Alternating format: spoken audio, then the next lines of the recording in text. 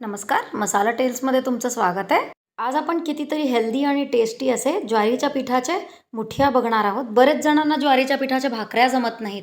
तुम्ही या पद्धतीने ज्वारीच्या पिठाचा वापर नक्की करू शकता. हा सुद्धा एक खूप चांगला ऑप्शन आहे ज्यांना भाकऱ्या जमत नाहीत करायला. वेट लॉससाठी, डायबिटीजसाठी अगदी गिल्ट फ्री तुम्ही ही रेसिपी ट्राय करू शकता. रेसिपी शेवटपर्यंत बघा.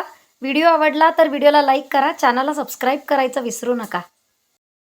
सगळ्यात आधी आपण मिक्सरच्या जारमध्ये हिरवी मिरची, लसूण, जिरं आणि थोडीशी कोथिंबीर आहे हे आपण अगदी रफली क्रश करून घेणार आहोत. इथे आपली हिरवी मिरचीची जी आत्ता आपण वाटण बनवलं आहे, कोथिंबीर, हिरवी मिरची, जिऱ्याचा, याला आपण एका साईडला ठेवून देऊया. ह्याला आपल्याला अगदीच याच पद्धतीने भरड वाटायचं आहे. खूप बारीक पेस्ट करायची नाही आहे. आणि मिरची इकडं मी 3 मिरच्या घेतलेल्या आहेत ज्या कमी तिखट आहेत.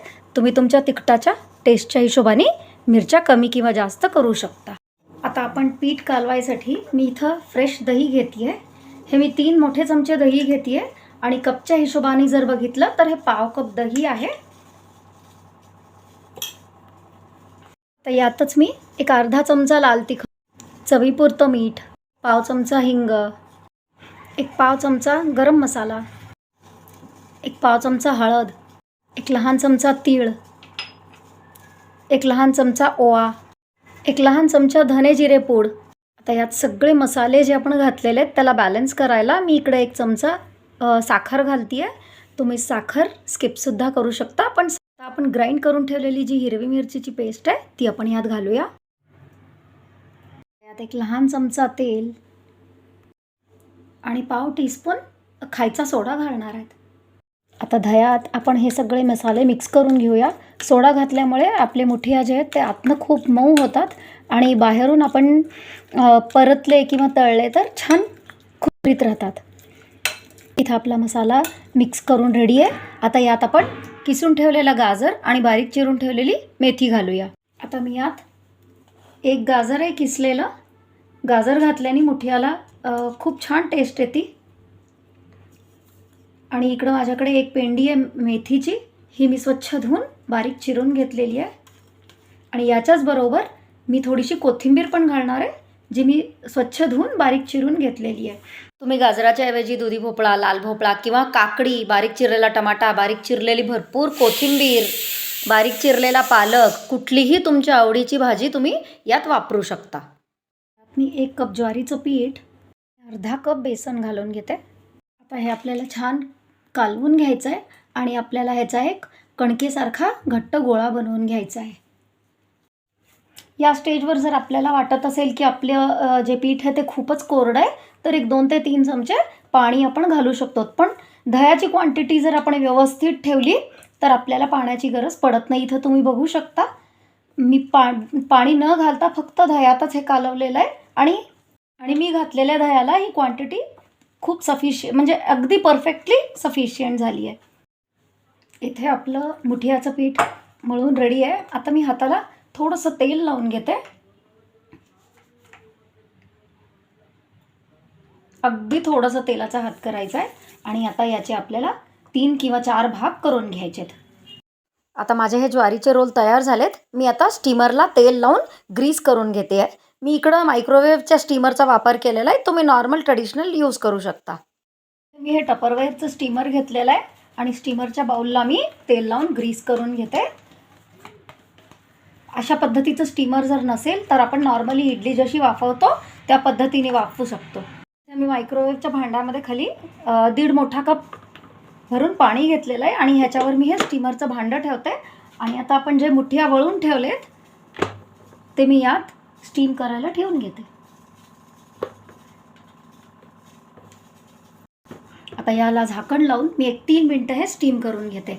या पद्धतीचं जर स्टीमर तुमच्याकडे नसेल तर नॉर्मली आपण इडली किंवा मोदक कसे वाफवतो त्या पद्धतीने सुद्धा तुम्ही मुठिया वाफवून घेऊ शकता. आता याला झाकण लावून मी याला वाफायला ठेवून देते. रेडी आहेत.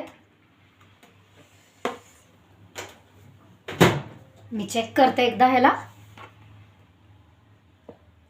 तुम्ही इथं बघू शकता आपली नाईफ पूर्ण क्लीन आलेली आहे.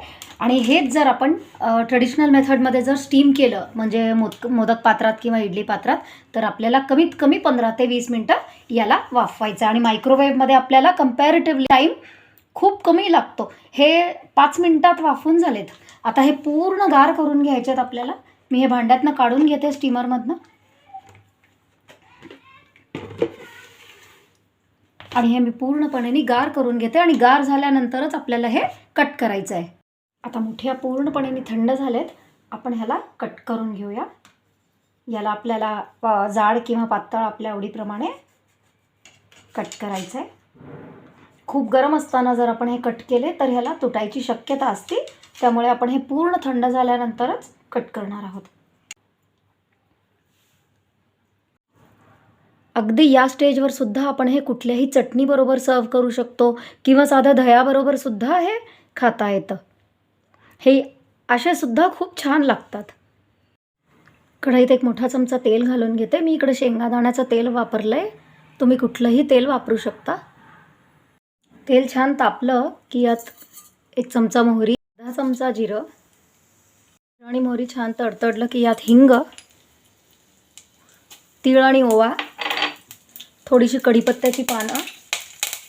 इथं माझ्याकडे लाल मिरची आहे. ही मी चुरडून घेतली, तळलेली लाल मिरची आहे. तुम्ही याच्या ठिकाणी चिली फ्लेक्ससुद्धा वापरू शकता. आता आपण हे छान परतून घेऊया. यात मी बारीक चिरलेली कोथिंबीर घालते थोडीशी. आता आपण कट करून ठेवलेले मुठ्या आपण यात घालून घेऊया.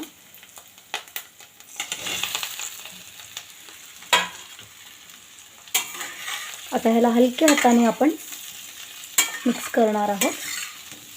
आणि एक 2 ते 3 मिनटं याला आपण छान परतून घ्यायचं आहे. याला खूप अगदी सावकाश आपण ह्याला हलवणार आहोत, नाहीतर हे तुटू शकतात. सगळा मसाला, तीळ, ओवा, कोथिंबीर आपण सगळीकडे मिक्स करून घेणार आहोत, नाहीतर ते फोडणीत खाली जाऊन सेटल होतं.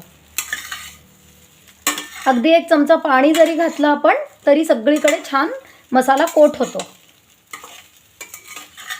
2 मिनटं हे छान आपण परतून घेतलं आहे.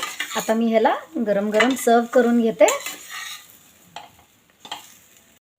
हे असंच सर्व करता येतं किंवा आपण ह्याला हिरव्या चटणीबरोबर, दह्याबरोबर किंवा गोड चटणीबरोबर, कशाबरोबरही कुठल्याही चटणीबरोबर आपण हे सर्व करू शकतात.